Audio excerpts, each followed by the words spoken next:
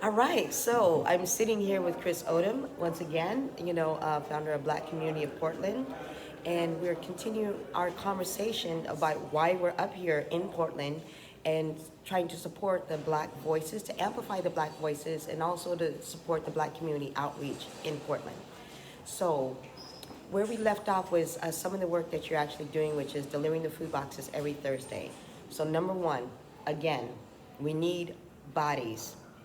We need human bodies to be here to show up that can sit there and lift these boxes, load them up in your car, and going to deliver them to the families. That is physical, heavy work. And if we did not come with the few people we had, I think you would have been there the whole day doing this yourself. Oh yeah, it gets that way sometimes. Sometimes it gets that way, and we're out there until like 7:30. But Oh my it was goodness. really light work with all the volunteers that came through, and even for those who aren't physically capable of making it out there, any kind of financial donation that you can make goes to compensating the volunteers for the gas they spend. Because some volunteers come from Southwest and Beaverton all the way to Southeast and East County out in Gresham. So anything that you can contribute financially would definitely help. Well, that's good because since they are volunteers, at least the gas alone. Because I know my friends Dax and her brother came up from Tualatin. Yeah. Yes. Oh, Tualatin. Tualatin. That's pretty far, but she It was is. determined. She's like, I really, really, really want to help. I really want to do something. And they're young, but she's also ill at the same time.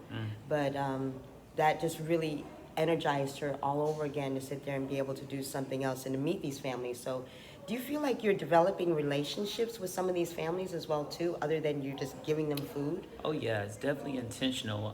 With all the families that we visit, well, specifically the African American families and the immigrant families, we try to retain their information, and we usually send them, we introduce ourselves, we send them a text message or a phone call, and we send them a registration form so they can continue receiving services from us year round. So that's something we started about, I want to say, 2 months ago, but we've been delivering boxes for, I believe, 4 months. So a lot of the names that we collected, I've gone back there personally and knocked on the doors and made sure their phone numbers were correct, their address was correct, and we get their family size, figure out what languages they speak. So a lot of it is intentional relationship development with these families. We don't want to just do a one-off where here's a box, have a good day. We want to continue serving these people long term and making sure that they never end up in the position they're in now. What's going on? So, what's happening with ICE? I mean, are they really prominent up here in Portland? Are they really going after a lot of people and finding them? Because I see the fear in some of their eyes. I was like, you know, Yeah, a few years ago it was a lot bigger. It was a lot more noticeable than it is now. But I feel like a lot of immigrant and refugee families are still very fearful to the point that they oftentimes feel a lot of anxiety or seem to have a lot of tension when interacting with someone not of their culture or ethnic group. And then there's that language barrier. So a lot of times immigrant families don't feel too comfortable giving out their information. So I would, with seeing that and having that interaction with the folks that have limited English capabilities, I summed it up to that might very well be the reason why. the besides the food boxes that you guys do, you also have some long-term goals and plans. Yes. What's that all about? So with BCP, as I stated earlier, we have four main initiatives: economic development, um, wellness and nutrition, education and empowerment, and civic engagement. With our economic development program or initiative, we want to have multiple projects within that program, financial literacy classes or workshops throughout the year, every year, incentivized. So we want to educate the folks on why they're doing it and what's the benefit of having financial literacy, and at the same time help them identify their own goals and compensate them for achieving those goals, whether it's start up a retirement account or get a debt off your credit or a negative mark off your credit score, or your credit report, or put $500 in savings. Small goals that could build up to something greater. We're trying to build a scaffolding system so all these families that we've been interacting with over the last 5 months, they have reliable transportation, they have home ownership education, or have participated in a workshop. We've worked with different organizations that provide that kind of resource, and with everything that happened this year with COVID, we weren't able to offer that. But come 2021, with this scaffolding system we're trying to build with the healthy meals, financial literacy, hoping to help get them reliable transportation or help them obtain it. We also want to prep them to get into an IDA program, a match savings program, so that they would be ready to purchase a home within the next few years. That So- would be good, yeah. Because I think like the African style was like everybody puts money into a kitty and then they turn it around and support each other to Yeah. buy their own homes and stuff. Yeah, At some least folks that's call what it a happened in our. susu. Yes, a Yeah. susu. Yeah. Exactly. Yes, and they still do that. There was another, there was actually a immigrant and refugee nonprofit called NAFTA. They're centered out of in Beaverton. I haven't heard from them in a while, but they were speaking on that, how they help one another pay for school loans, pay for housing, pay for medical expenses through their collective savings, and it works out for them. They obtain each other's information. I think they said they photocopy each other's ID, and you have to be referred, or someone has to recommend that you join in. It's a very there has to be a lot of trust when you're working with money, even if it's $10. Right. But That's it works. true. What does Black Lives Matter mean to you? Like when people sit there and say that, and people are like waking up to the ideas of what's actually happening. It's like now people are actually noticing Black people, and they're listening to us. So what is it that you want like other people to know about Black people? How can they help other than because it's like, what are we doing past the protest? Once we Right. do the protest, and now that we've got people's attention, what else do we actually need to do? That's a good question. With Black Lives Matter, I think the beautiful part of it and the kind of bittersweet part is that the saying alone, no one should argue with that. But the fact that there has been such a huge backlash since Black Lives Matter has been a common phrase in America, the fact that there's been such a huge backlash shows how much further we need to go as far as progression as a nation. So I think that the movement has done a great job at highlighting a lot of the issues, but unfortunately some folks are, it seems that some folks are just riding the wave currently, and we really hope that's not the case, because some of the issues that you see today were the same issues that was going on 10 years ago and 20 years ago. Yeah. And if folks aren't consistent and dedicated to this issue of police brutality and all the injustices that happen in the Black community, it's going to happen for another 10 years or another 20 years. So I'm really hoping that the folks that say Black Lives Matter show that they honestly feel like Black Lives Matter, with the way they raise their kids, with the people they hang around, with the way they spend their money, because there's plenty of Black businesses out in Portland, and they can't survive merely off the Black dollar. We need the community as a whole to acknowledge us and our businesses and our talents. So check out some of these Black businesses, check out what all these nonprofit organizations have to offer, especially Black Community of Portland. Financially contributing to us on a regular basis could go a lot further than you may think. We are hoping to build a sustainable platform for the folks that are out here doing the work, the volunteers. We don't currently have any staff, but if we had a full-time staff person or 3 full-time staff people, I can't imagine how far we would be able to take this organization.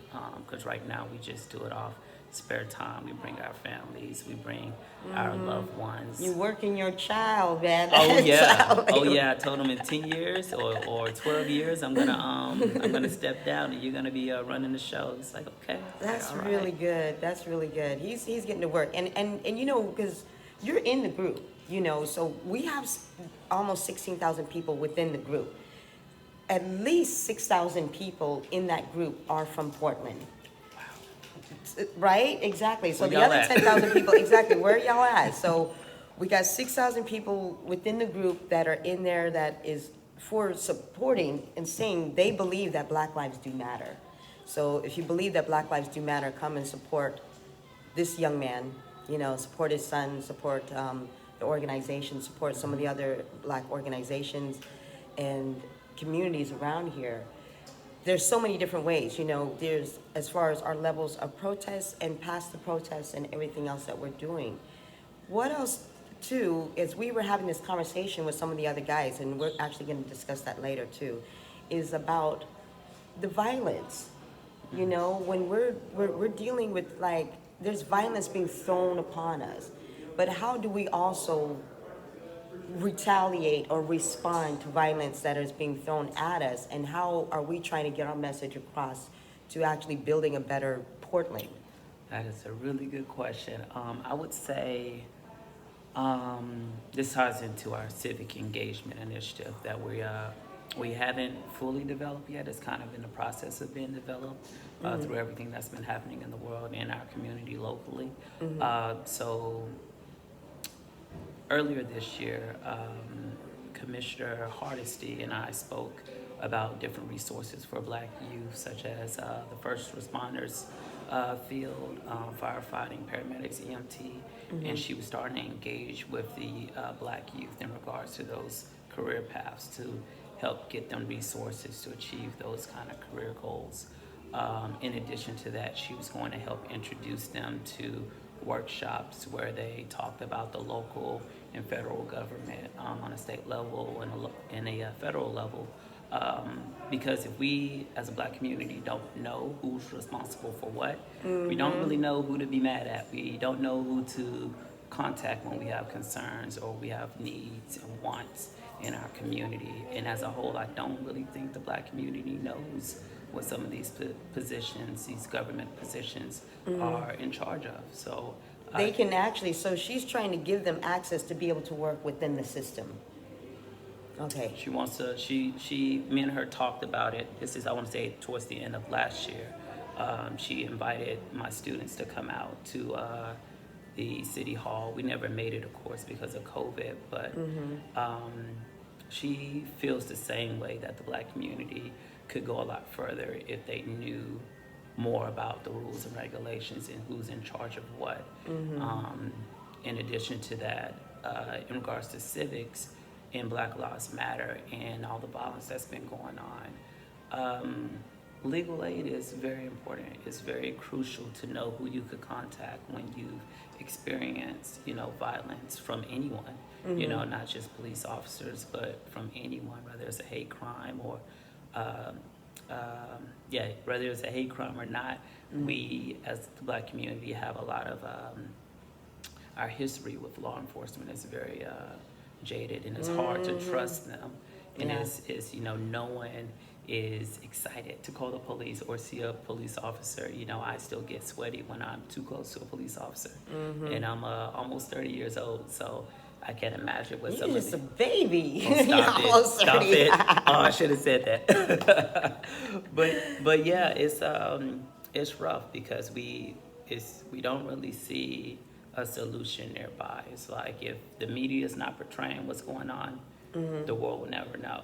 And unfortunately, we don't have enough dollars or a loud enough voice consistently to get the media to tell our story. Right. So also, so now since we're actually in Portland, and so the whole city is not under fire No. or under the rioting and looting and No, things it's like not. that. Is there even any rioting really or looting? It was... Or is it just really just clashes with the police?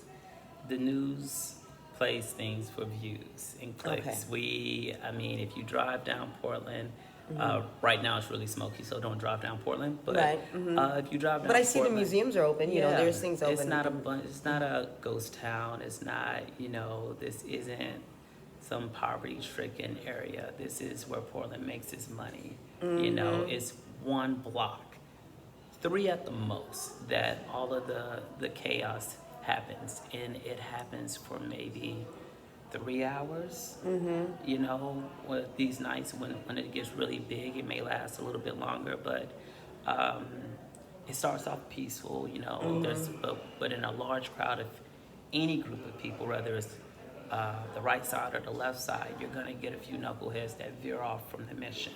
If the police officers and those who support the police officers have this ideology that one bad cop doesn't mean that they're all bad. They have to have the same ideology when they're looking at the protesters. Yeah, you may have a few that may riot, as they call it, or bust a few windows or set a dumpster on fire, but they haven't murdered anyone. They haven't set anyone on fire. They haven't, stabbed anyone. In regards to violence, a lot of, if anything, there's been spray painting and maybe a few windows busted and a few fires, but they have to also acknowledge why this is happening. It's not just these are just bad people. They're responding to an injustice. And though I wouldn't personally do that, I have a son to take care of. I'm not jeopardizing my freedom to, That's all he needs is for you to be locked up in jail, and then be who's going to take care of him, right? So, I fight the power in a different way. And I promote it in a different way. I don't want to fight to empower. Oh, that's what I'm seeing. You fight to empower. Yes, I want to help get them the resources and the tools they need. It's bigger than just the 2 blocks that the protests or the demonstrations happen. It's so much bigger than that.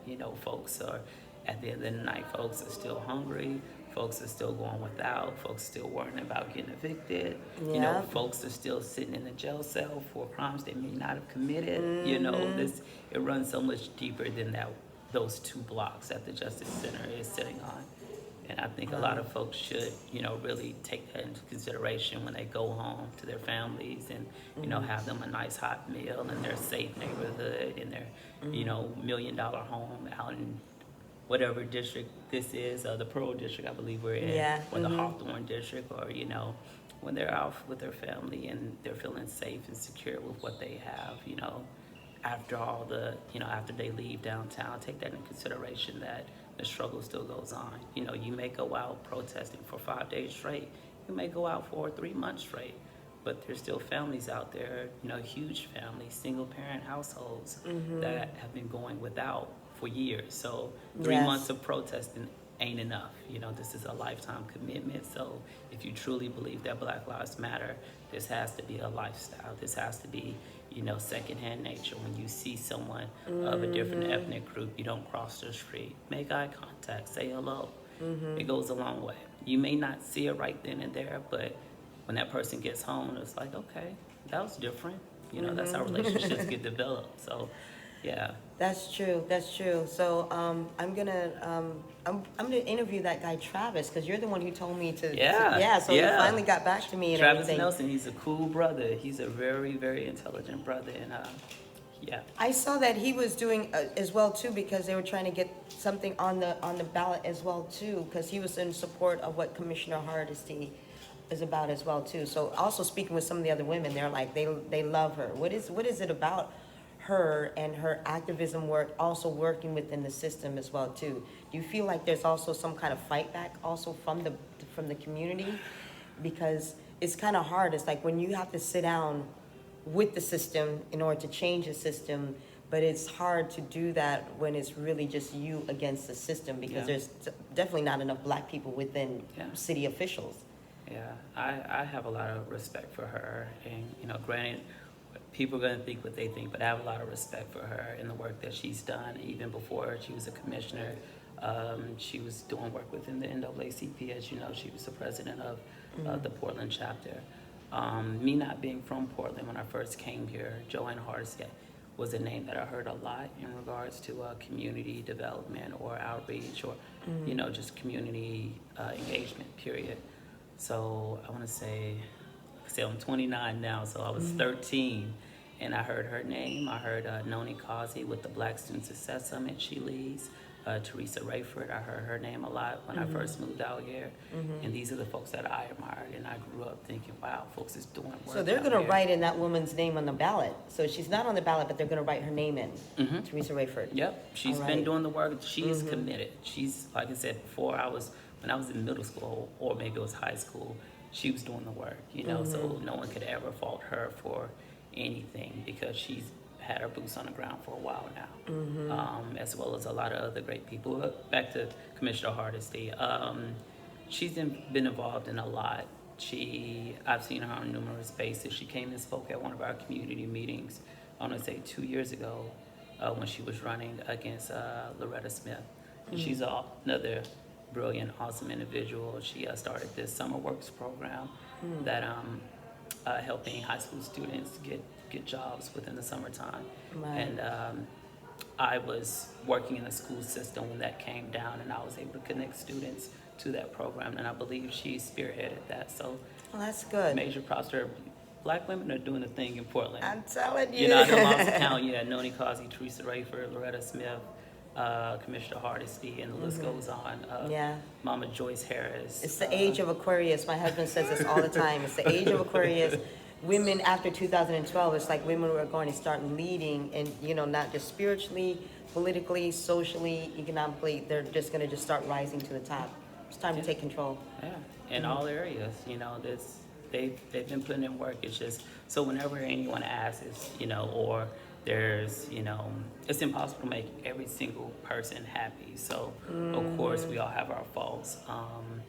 With all the great people that we have in Portland, all of our great leaders, Right. they all have their faults. We're all human. So I think it's important for us to realize that and humble ourselves when we're trying to cast stones at someone else, and just remember that, Yeah, and just come together. we're on the same team. Yeah. Yeah. Black Lives Matters. Yeah. So let's just all come together. Find that and common ground that says, hey, you want to get folks off the streets, I want to get folks off the streets. You may want to go left, I may want to go right, but acknowledge that our primary objective is this, or whatever it is, So I think it's very important that with all these, the elders and the folks that's been putting in works, the Portland natives, the old heads, they come together and, lead by example and show us younger cats how to work with one another and trust one another and forgive one another, because we can't expect the world to love us if we have a hard time showing that we love ourselves.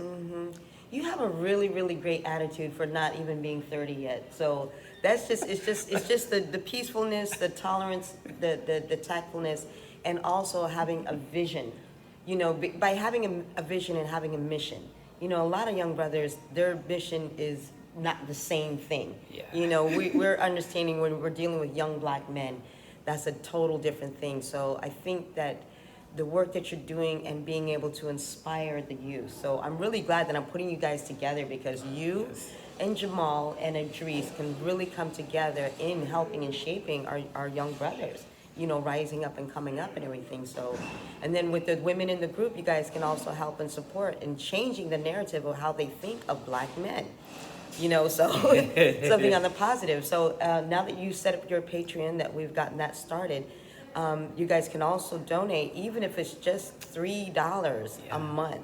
Just do a monthly contribution of $3 a month. That will actually go a long way to help in the work that you guys are doing with the black community of Portland. Most definitely. So Most definitely. thank you, Chris. You. All Thank right, you. we're on our mission. We're on a mission. We're on our way. Find a good fight. Yes, fight the good fight.